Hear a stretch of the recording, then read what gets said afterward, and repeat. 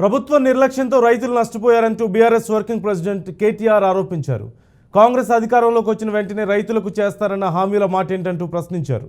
రైతులు ధైర్యంగా ఉండాలంటూ కోరారు. రైతులు ఎలాంటి తప్పుడు నిర్ణయాలు తీసుకోవద్దని, అందరం కలిసి ప్రభుత్వంపై కోట్లాడి ఇచ్చిన హామీలు సాధిద్దామంటూ తెలిపారు.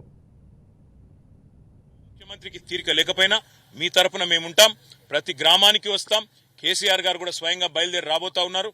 తప్పకుండా మీరు ధైర్యంగా ఉండండి. ఎవరు కూడా ఆత్మహత్యలు కానీ ఇంకోటి కానీ చేసుకుని కుటుంబాలను ఇబ్బంది పాలు చేయకుండా ధైర్యంగా ముందుకు పోదాం, ధైర్యంగా కొట్లాడదాం. ప్రభుత్వం మెడలు వంచైనా సరే బోనస్ తెచ్చుకుందాం, మెడలు వంచైనా సరే రుణమాఫీ సాధించుకుందాం, మెడలు వంచైనా సరే నష్టపరిహారము సాధించుకుందాం.